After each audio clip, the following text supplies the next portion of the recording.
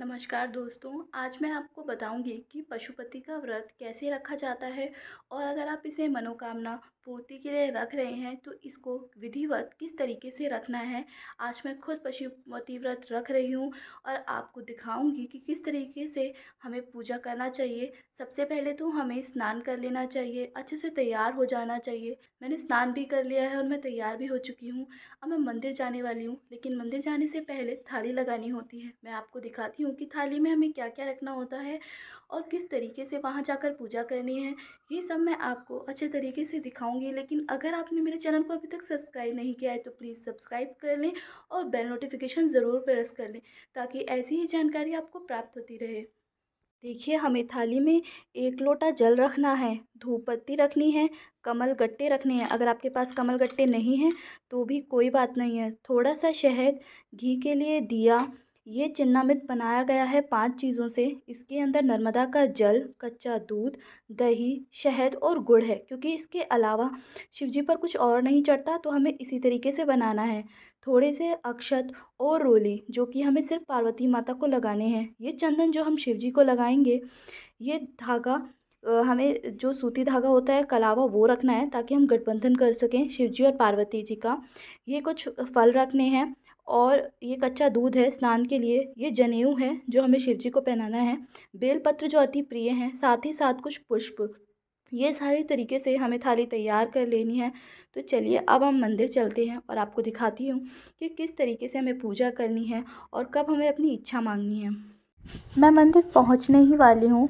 हमेशा याद रखें कि थाली को ढककर ही लेकर जाएं ताकि उसमें कोई भी गंदगी ना पड़ जाए।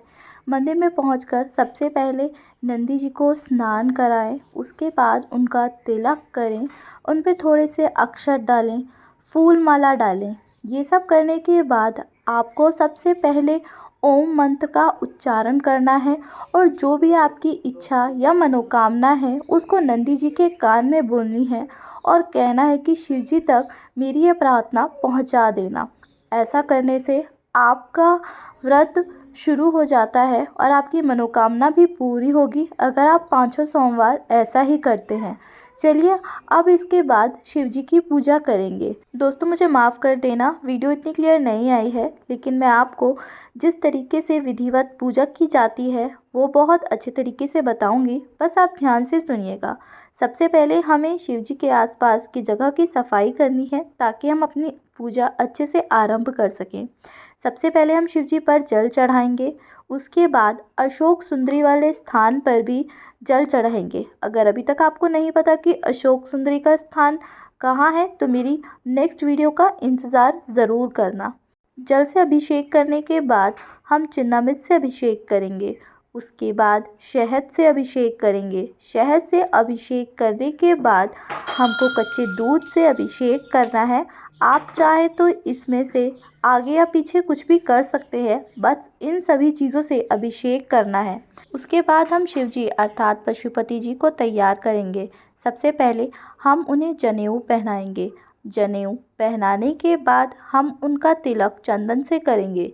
याद रहे उन पर रोली नहीं लगाई जाती, तो हम सबसे पहले उन पर चंदन लगाएंगे, वो भी 3 उंगलियों का इस्तेमाल कर कर। उम्मीद करती हूँ आपको पता होगा कि शिव जी को चंदन कैसे लगाया जाता है। अगर नहीं पता तो प्लीज़ कमेंट कर कर बता दें, मैं आपको अपनी नेक्स्ट वीडियो में वो तरीका भी बता दूँगी। जनेऊ और तिलक लगाने के बाद हम उन पर बेलपत्र चढ़ाएंगे जिस पर हम ओम लिखेंगे चंदन से। इससे इसका महत्व और बढ़ जाता है। उसके बाद कुछ पुष्प चढ़ाएंगे। अब जो हम कमलगट्टे लेकर आए थे अगर आपके पास हैं तो आप उन पर चढ़ा दीजिए।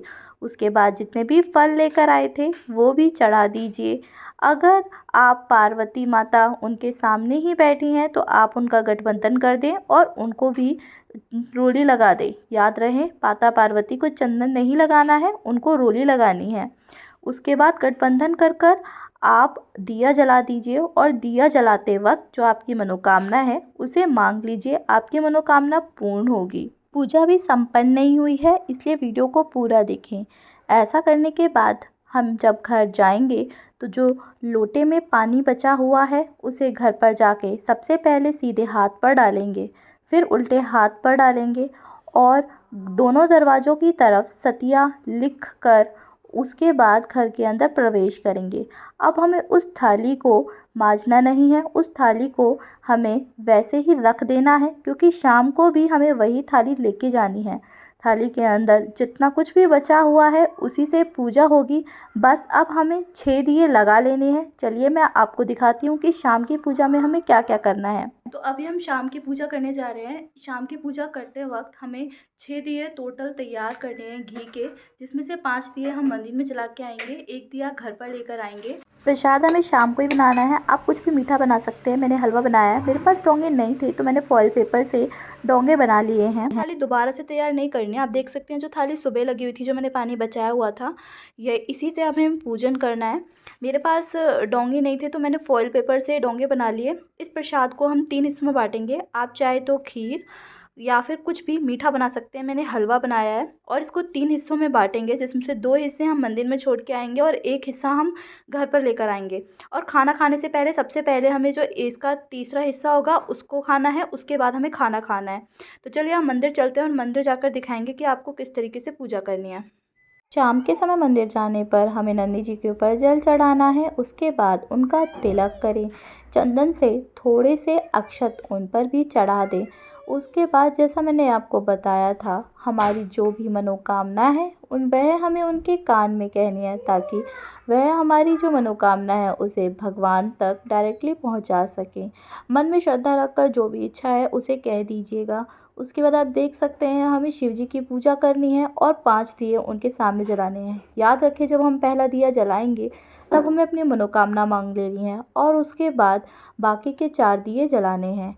और उसके बाद 3 हिस्सों में प्रसादों को बराबर बांट देना है। 1 हिस्सा घर लेकर वापस आ जाना है। घर आकर जैसे कि हमने सुबह किया था, पहले सीधे हाथ से पानी डालेंगे, फिर उल्टे हाथ से पानी डालेंगे।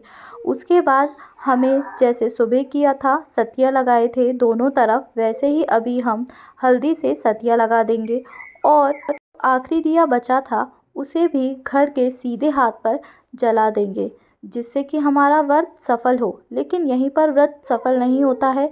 उसके बाद हमें जो हम तीसरा प्रसाद लेकर आए थे, तीसरे हिस्से का बचा हुआ, वो खाना खाने से पहले हमें खा लेना है।